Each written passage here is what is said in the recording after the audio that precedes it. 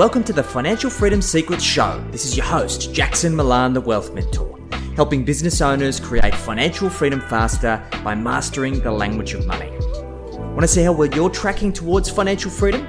Complete our 40-point financial performance scorecard at wealthhealthcheck.com.au. That's wealthhealthcheck.com.au. The average score for most business owners is 18 out of 40. So complete the scorecard now and see how well you're tracking towards financial freedom. G'day guys, Jackson Milan, the Wealth Mentor, and we're here for another episode of Financial Freedom Secrets podcast. And I have a friend of mine here, Bianca Aiono, who's basically going to be talking to us all about a number of things. Bianca, we can go on forever to talk about exactly what we're going to be talking about. I think we're just going to let the people hear it firsthand. But in summary, we're going to be talking about a different perspective on sales using your framework that you've developed, Bianca. You've got a very unique approach to how we sell ethically, and I'd really love to unpack that. And I'd really love to talk about kind of being a woman in business, being a mum in business, what that all means in terms of success, scaling a profitable business, creating financial freedom, creating this lifestyle business, and what that means when you've got other people dependent on you and you need to step into that frame. So we're going to have a lot of fun here today. So Bianca, thanks for joining us. How you doing? Oh, I'm very glad to be here. That sounds amazing, all of that. It's a lot to cram into 30 minutes, but we're going to do our best. So, Bianca, let's start right at the beginning. Tell us, who is Bianca Aiono? What's your story? Oh, okay. I feel like probably I've been a member of Overachievers Anonymous from as long as I can remember. So an elite athlete from, 14 to 30, represent Australia in 6 different sports. And then I decided that I wanted to become a mum, and then I decided to push the capacity somehow in that respect. And then I had 4 babies in like 3 years.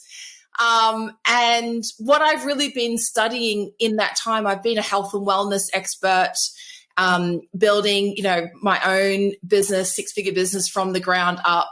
I had a personal training studio, online wellness, and now I've been doing a lot of sales consulting.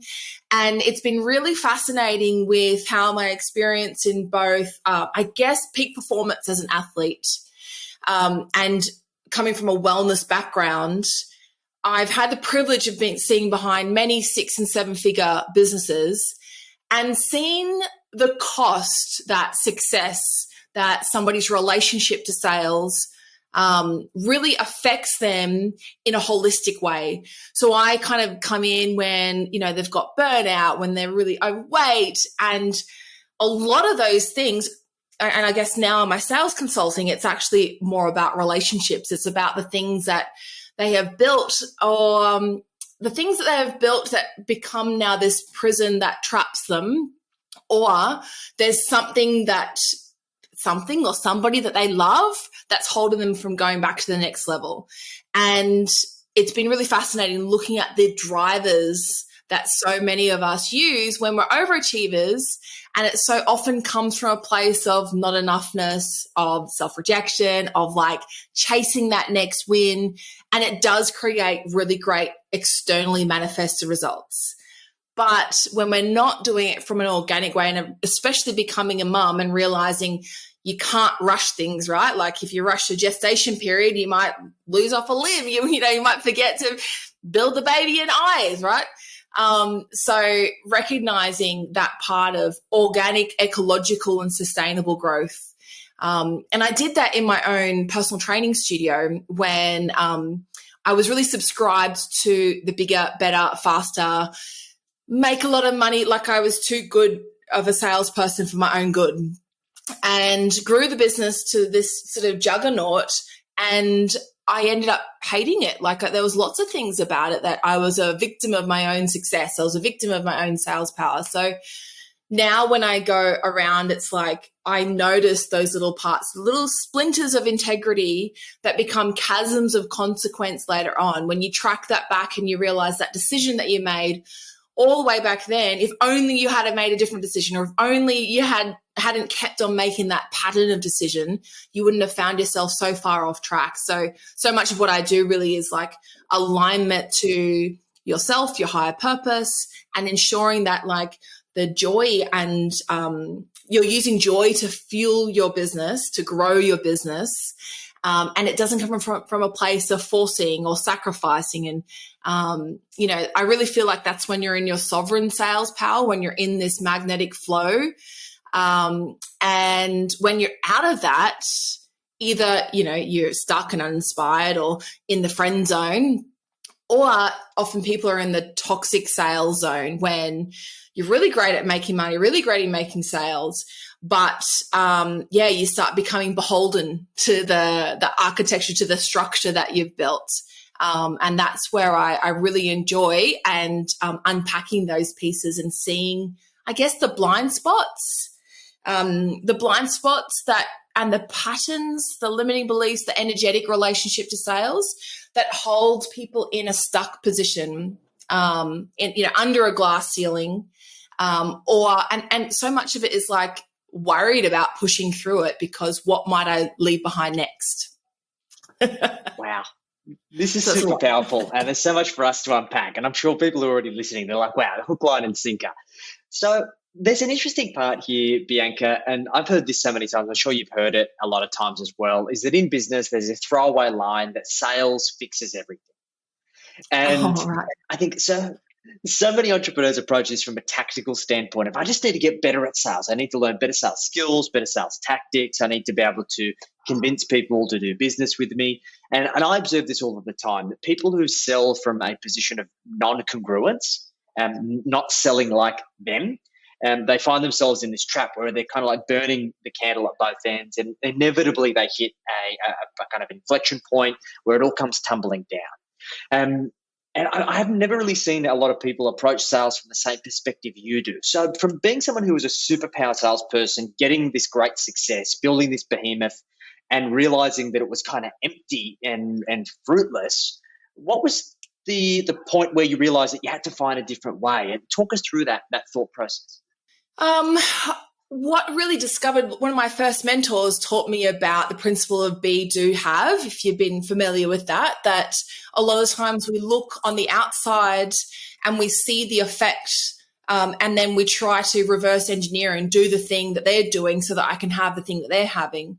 But when we're at cause, when we're really creating from this place where our being state reflects the success that we want, that's when we have the ripple effect outwards of congruence, that who we are is the thing that creates the most results that are in alignment with us as opposed to what we do.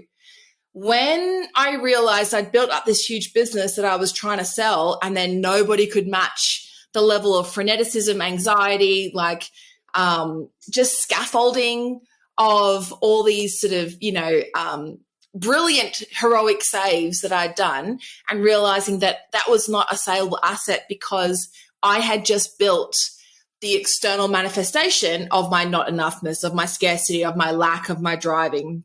So from that shift of recognizing that your state, driving yourself from a place of woundedness versus driving yourself from a place of wholeness, affects the entire trajectory of your external manifested results. So, thinking that sales fixes everything, no, it just amplifies the cracks that are already there. It's like the leaning tower of pizza, the things that were a small problem at the start are now a massive problem at the end. So I definitely don't subscribe to that. But I think from being burnt that many times of realizing, oh, look at that client that I just sold. Like I sold a $20,000 personal training package. That was 2 years at 3 times a week. Like, did I not give myself an exit strategy? Did I not think that maybe that we should be on a better even keel, maybe feel each other out? And so many times we're in a certain place of I guess I talk about Western culture of, we have this idea of, consumerism, capitalism, and then meritocracy. So we're only as good as how much we sell, how much we make, how much we spend, and then, how much we suffer in exchange for it. And so that creates this perpetual motion of always never feeling like we have enough. So all I created was a monster of not enoughness, looking for the next thing that would make me have that inner peace. All the business achievements were just very fleeting. got myself into a place, and this is what happens is that you end up having a burnout, and it's like maybe it's a divorce of your business. Maybe it's a divorce of a major stakeholder in your business. Maybe it's an actual divorce in your marriage. There's often some kind of critical point. Sometimes it's a death in the family or a sickness, but there comes a point where it all comes crashing down. And if we don't look at these things, the universe, God, whoever you want to subscribe to, will make you look at it. So that's enough reverence for me to always recognize that my being state is creating the level. So if I am, suffering or feeling like some kind of client relationship is like nails down a blackboard, or, my family isn't getting enough of me, then I always use that as a way to navigate through it. And I've been doing a lot of research into my Polynesian ancestry, and the difference between Indigenous cultures and European is that, for instance, like James Cook, the explorers, they would see, the end goal as a fixed point that they were traveling to, whereas Indigenous cultures see time as being circular, relate to time and space differently. So they're looking at the horizon as if it's constantly moving. So they're constantly looking at the stars, the clouds, the birds, to see where they're at in terms of any given state, every given place. So if you are sacrificing yourself right now for some one day future happiness that may never ever come about, you've really missed the whole entire point. I resonate so much with this, Bianca, and I've been on my own journey with this, and my motto is live for today and plan for tomorrow, right? We can't just defer gratification and hustle our asses off for the rest of our lives for a future that's quite frankly not promised. And what I've just taken out of what you've said is that I think firstly you need an extreme amount of self-awareness, and in many cases, like, you got to be brutally honest with yourself, which there's many people out there that aren't. And I think the other part to this is that when you look out into an external environment, we sometimes presuppose what that external environment is. Like the entrepreneurship world, if I could call it that, has a certain set of rules and expectations, and we all are expected to operate within those rules. But when you change those rules, like your comparison between the kind of Western explorers and these kind of very much tribal kind of Indigenous groups, they've got a completely different rule book that they're working from, which shifts your perspective entirely. And how you brought this together is quite beautiful. So, but people lack this self-awareness to even start looking. Why do you think that is, Bianca? I guess it's the dogma, the conditioning, and the immediate wins. Like, I can have conversations with quite successful business owners, and what I am asking them and what I point out to them is not the easy fix. It's some people, not everybody, there is a faster win to get to put a Band-Aid on my core wound, meaning, why would I listen to you, Bianca, when I can just go out there and make 10s and 20s and 30s and 50s thousands of dollars if I don't listen to you? So I can go make it that, but I'm saying if you just slow down, if you just take note of these deep issues, I'm not saying it's going to be a fast turnaround, but it's going to be a longer term, more sustainable, and there will be a much greater capacity for your growth. And the growth that you do will be beneficial for everybody. It won't leave anything behind. But then people are still in this state of, going, hang on, you're telling me that I have to give up on this perceived short-term win for a longer, more sustainable, holistic one. And I'm going to have to look at some potentially, damaging patterns about myself. And if somebody is in the driver's seat where speed is the thing that they get, speed to create a result is the thing that makes them feel really good about themselves, then they just won't want to until they get to a place. Like I heard about the top 10 regrets of the dying, and it's always one of the top ones is people working too much and worrying too much about money. So in this place of really getting still and silent, which are a lot of the things that consumerism and capitalism doesn't appreciate, you miss all the juiciness. You miss all the moments that are actually filled with the abundance that they've been working so hard to search for, thinking, like, I'm just thinking of one client who was really working hard to get $1 million cash in the bank, because everything will be better when I've got $1 million cash in the bank. Then that was created, and then it's like, this doesn't feel the way I thought it was going to feel. $5 million cash in the bank, that's what I need, right? So, you have to be willing to actually look at that and willing to look at the things that it's costing you. And it requires a level of strength, tenacity, and openness. And I guess you have to be somebody who values that first. Yeah, and I think I know this from firsthand experience myself, is that you sometimes have to have that come to Jesus moment where it all comes to a head and you get to that crossroads. And it happened with me. And now I epitomise creating a lifestyle business, a business that works for me as opposed to me working for it. I love my business. I love what I do, and I will never retire. But that doesn't mean I should work tirelessly 24/7, 365. The idea is, how do I get better quality of work done in a smaller vessel of time?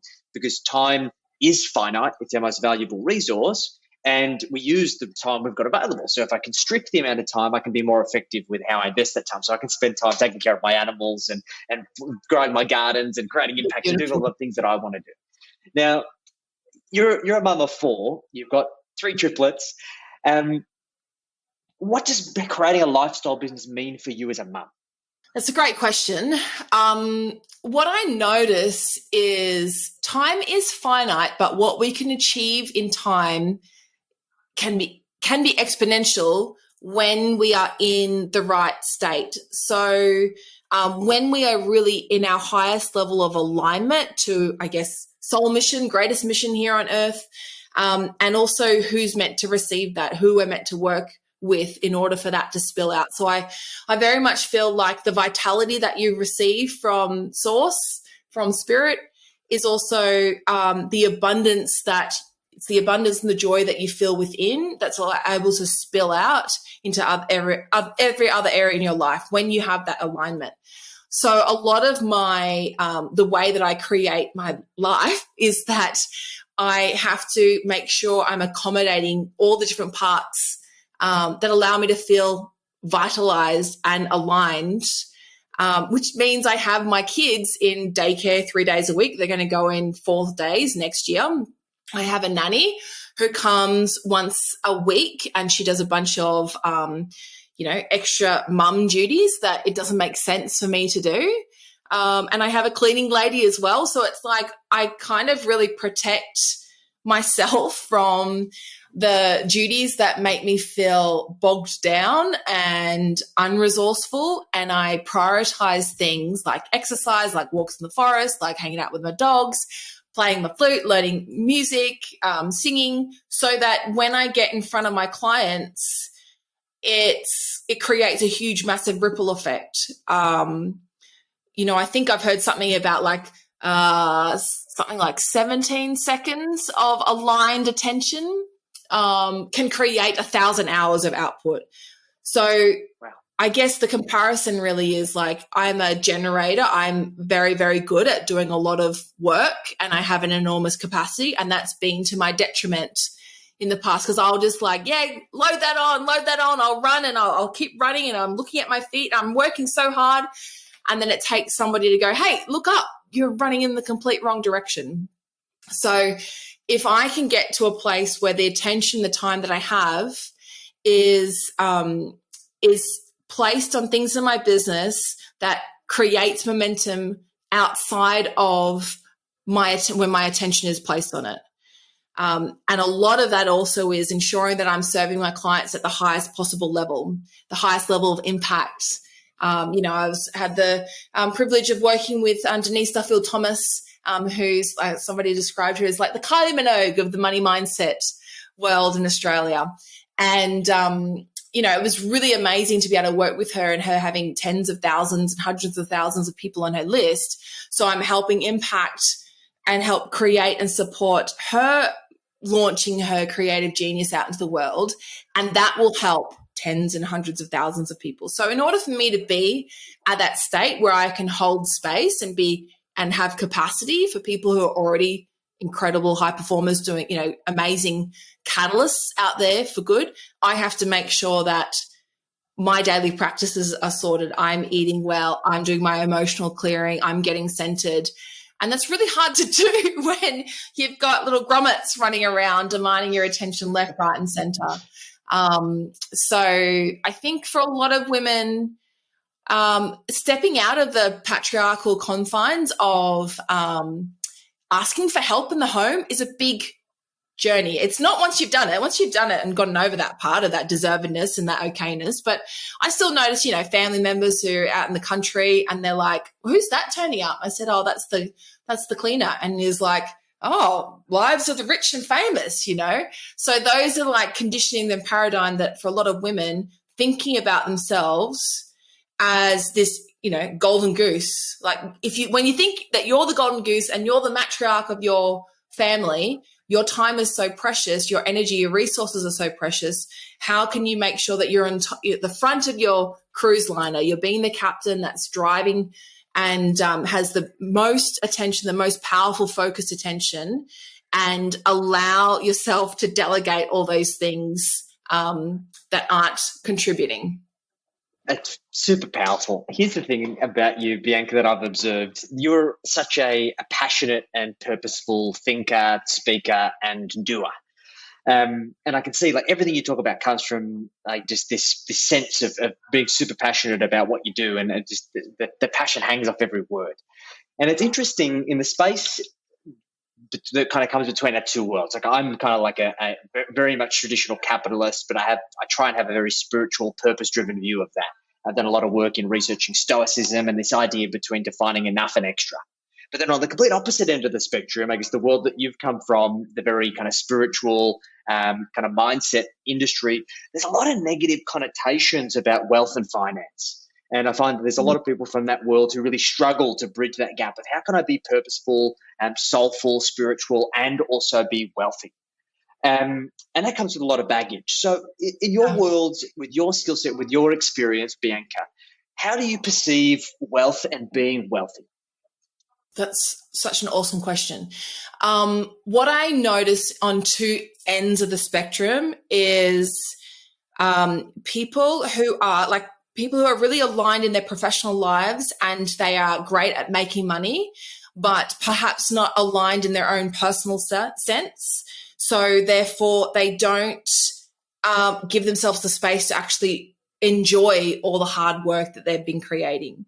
That's very much one of those constructs of either money comes really easy to you, but you're not really allowed to enjoy it.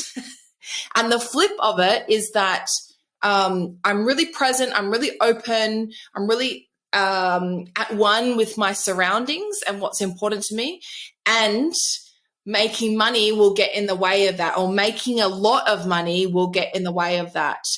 So it's the same part of like driving wealth with sacrifice. So there's so much of wealth that's tied up in power and oppressing people. And it's something very, very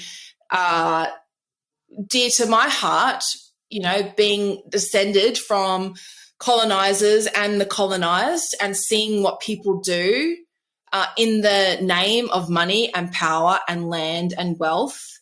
So I think it's something that I'm ever expanding, and I'm ensuring that, I guess, from my place, I'm constantly challenging myself where I can expand my concept of wealth. Like right now, I'm in a place of realizing that, paying off debt isn't wasted money. Like paying off debt is actually really, really great. And the fact that I can do it at a rapid rate is really, really great. Whereas usually I probably would be like, I make money to go spend more money in my business or on great experiences. And then my mortgage or my stuff like that is like really boring. So I think wealth to me has to be holistic, and I am recognizing how much when you do have all these systems in place, you have so much more power. So the people with more money and more integrity. So people with more integrity and greater sense of values and greater sense of connectedness to the world around them should be more empowered with money. So I'm very much in this like expanding state of recognizing that wealth doesn't have to mean that you have sacrificed something about yourself. I was just on a podcast recently about how to be rich without being a bitch. All of those like conditioning dogmas that I guess so many men aren't exposed to, but as women, as really heartfelt women, like really empathy led, it can be a real minefield, especially since the way that we've always been taught how to sell is from a very masculine place. I struggle. I've maybe got one, maybe two female sales mentors that I look up to, and maybe I've got one or two men. Maybe there's just one guy that I actually really look up to. And everything else is how men, the patriarchy of men, of driving sales from a place of authority and direction and logical and not being in your heart, we've always been taught, the way we've been taught has caused harm. So it's like bridging the gap of realizing there is toxic sales trauma and there is a way to heal from it and there is a way to lead yourself out for it. And, you know, when more women have more money, more good is done in the world. So I love that. That's a valuable lesson. And look, I think even for us blokes, in leaning into some of that feminine energy around sales and business, it really helps us have that holistic view. Because I think as men and from this masculine energy, we can be very one-dimensional around how we view money and our business. And that leads us to having blind spots and falling into that position of lack of congruence. So I think there's something for everyone here. So, Bianca, if people have enjoyed our conversation here and they'd love to learn more about you and how you could potentially help them, I guess, who's an ideal client for you? Who do you typically work with?